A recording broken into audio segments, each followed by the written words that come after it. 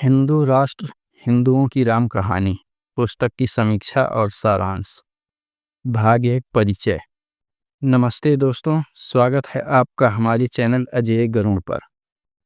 आज हम बात करने जा रहे हैं एक ऐसी पुस्तक की जो न केवल विचारोत्तेजक है बल्कि भारत के सामाजिक और राजनीतिक परिदृश्य पर गहरी चोट करती है। जी हाँ, हम बात करने जा रहे हैं डॉक्टर आनंद रंगनाथन की पुस्तक हिंदू राष्ट्र हिंदुओं की राम कहानी की। डॉक्टर आनंद रंगनाथन एक प्रख्यात वैज्ञानिक, लेखक और टीवी डिबेटर हैं, जो अपनी बेबाक राय और तथ्य आधारित तर्कों के लिए जाने जाते हैं। यह पुस्तक उनकी पहली गैर काल्पनिक रचना है, जिसमें उन्होंने भारत में हिंदुओं की स्थिति को एक नए दृष्टिकोण से प्रस्तुत किया है। तो इस वीडियो में हम इस पुस्तक का सारांश, इसके मुख्य बिंदु और इसके पीछे का संदेश समझेंगे। अगर आप भी भारत के इतिहास, संविधान और सामाजिक ढांचे पर गहरी बातें जानना चाहते हैं तो इस वीडियो को अंत तक जरूर देखें।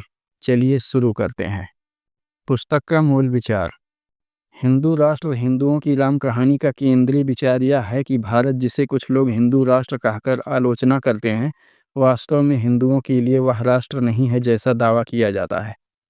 डॉक्टर रंगनाथन तर्क देते हैं कि भारत में 1 अरब से अधिक हिंदू होने के बावजूद वे अपने ही देश में दूसरे दर्जे या बल्कि 8वें दर्जे के नागरिक बनकर रह गए हैं। वे कहते हैं कि भारतीय संविधान, संसद, अदालतें और शिक्षा व्यवस्था ने ऐसी नीतियां बनाई हैं जो हिंदुओं के साथ भेदभाव करती हैं।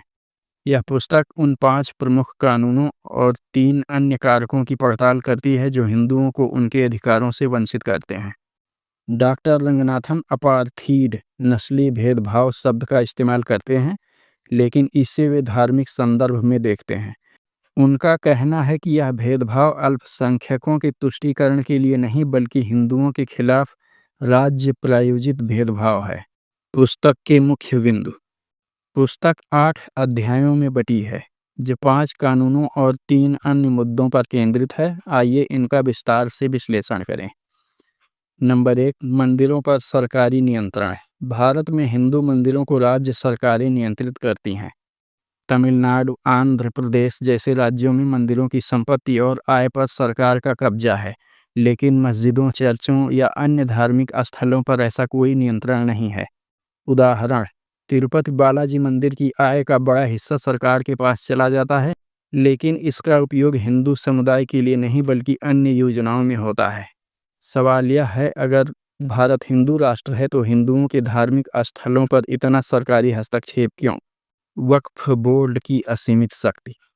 वक्फ बोर्ड को संपत्ति पर दावा करने की असाधारण शक्ति दी गई है। अगर वक्फ बोर्ड किसी जमीन को अपनी घोषित कर दे तो उसे वापस पाना लगभग असंभव है। हिंदुओं को अपने त्योहारों जैसे दुर्गा पूजा या गरबा के लिए वक्फ बोर्ड से अनुमति लेनी पड़ती है। उदाहरण, कई मामलों में हिंदू समुदाय को अपनी ही जमीन या कार्यक्रम आयोजित करने के लिए वक्फ बोर्ड के सामने याचिका दायर करनी पड़ी है। यह कैसा हिंदू राष्ट्र है जहां हिंदुओं को अपनी जमीन के लिए दूसरों से अनुमति मांगनी पड़ती है? 3, शिक्षा का अधिकार अधिनियम आरटीई। आरटीई कानून केवल हिंदू स्कूलों पर लागू होता है, जबकि अल्पसंख्यक संस्थानों को छूट दी गई है। इससे हिंदू स्कूलों को आर्थिक बोझ उठाना पड़ता है और कई स्कूल बंद हो चुके हैं।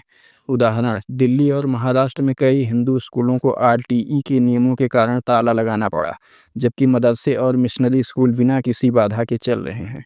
4, पूजा स्थल अधिनियम प्लेसेस ऑफ वर्शिप एक्ट। यह कानून कहता है कि 15 अगस्त 1947 की स्थिति के आधार पर पूजा स्थलों को बदला नहीं जा सकता।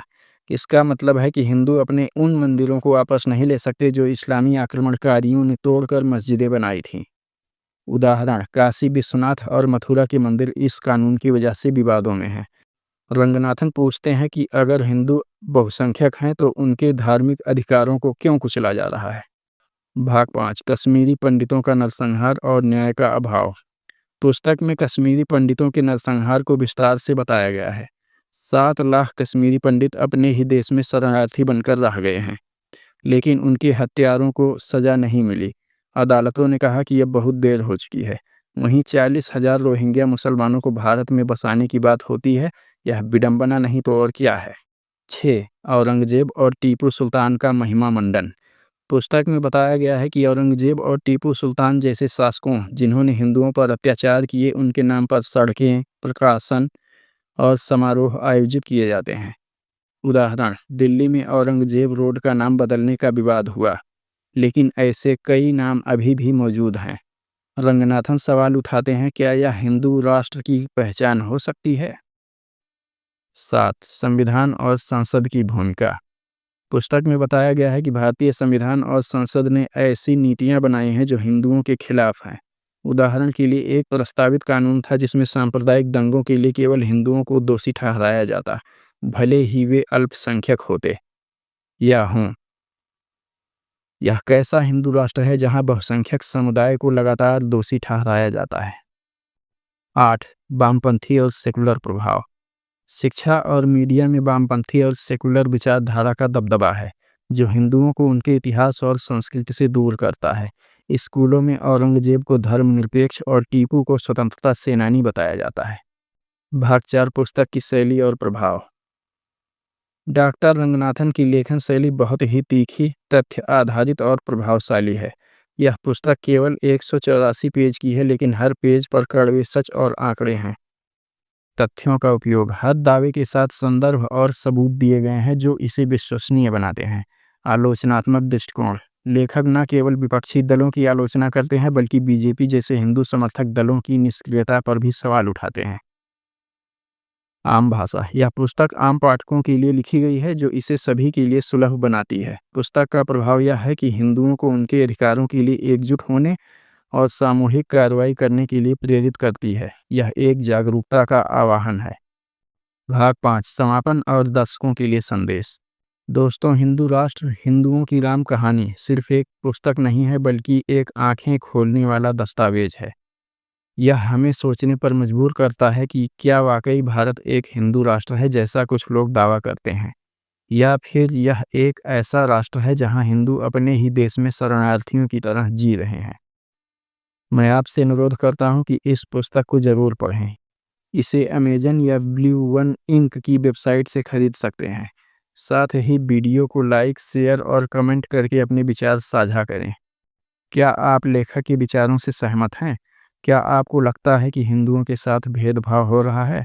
अगर आप ऐसे ही गहन और विचारोत्तेजक विषयों पर वीडियो देखना चाहते हैं, तो हमारे चैनल अजय गरुड़ को सब्सक्राइब करें और बेल आइकन दबाना ना भूलें।